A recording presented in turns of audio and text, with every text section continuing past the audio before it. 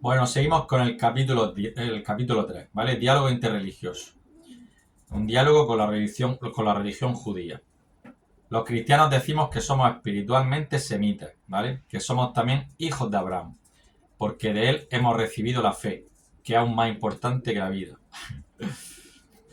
Si prestamos atención a la larga historia de Israel y a la historia de la formación de su Sagrada Escritura, encontraremos que cada etapa se puso de relieve o se recuperó alguno de los personajes de la historia nacional. En un determinado momento, la comunidad creyente sintió la necesidad de recuperar la figura de Abraham. Eso sucedió sobre todo en la época del exilio. Abraham aparece en el mapa saliendo de Ur, de los caldeos, ¿vale? De Ur se dirige a Harán, y en Harán ya es cuando Dios se le manifiesta. Esto, Eso sucedió sobre todo en la época del exilio. Abraham aparece en el mapa saliendo de Ur de los caldeos, ¿vale? Génesis 11:28, para dirigirse a la tierra de Canaán. ¿Es casualidad o es coincidencia? Yo no creo ni en las casualidades ni en las coincidencias.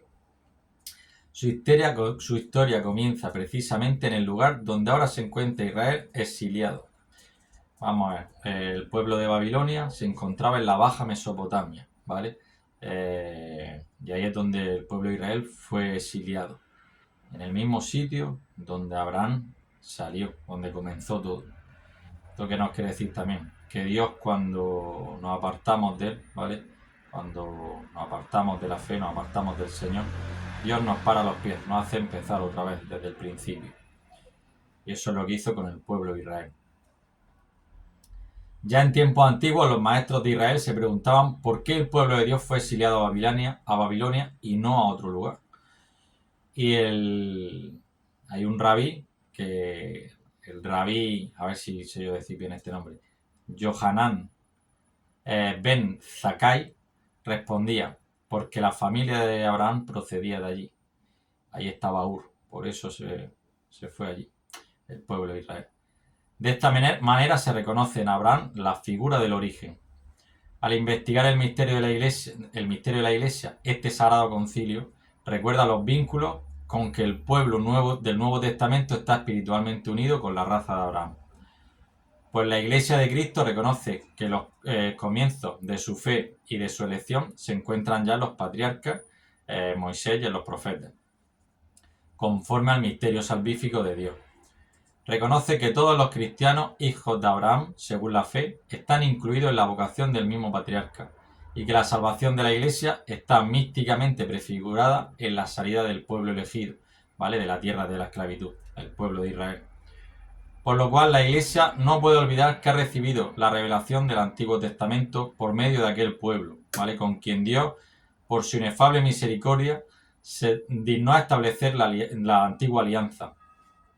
Ni puede olvidar que se nutre de la raíz del buen olivo, en que se han injertado las ramas del olivo silvestre, que son los gentiles.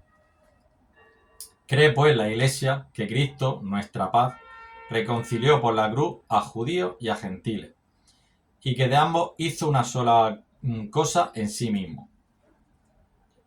Como es, por consiguiente, tan grande el patrimonio espiritual común a cristianos y judíos, ¿vale?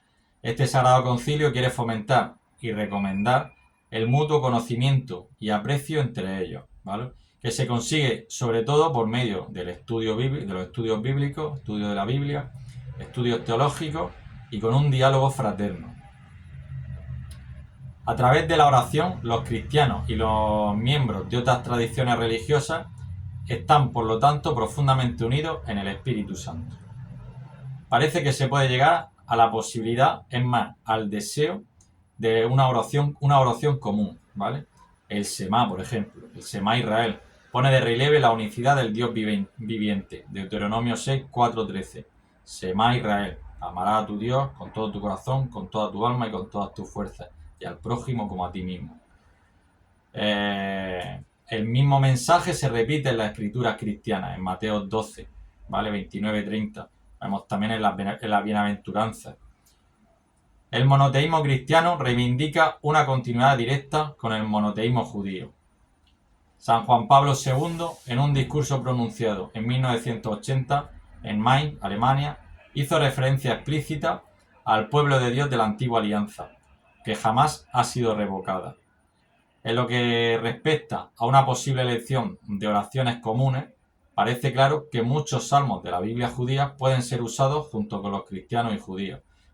Nosotros, yo que formo parte del camino neocatecumenal, los salmos para nosotros es algo muy importante.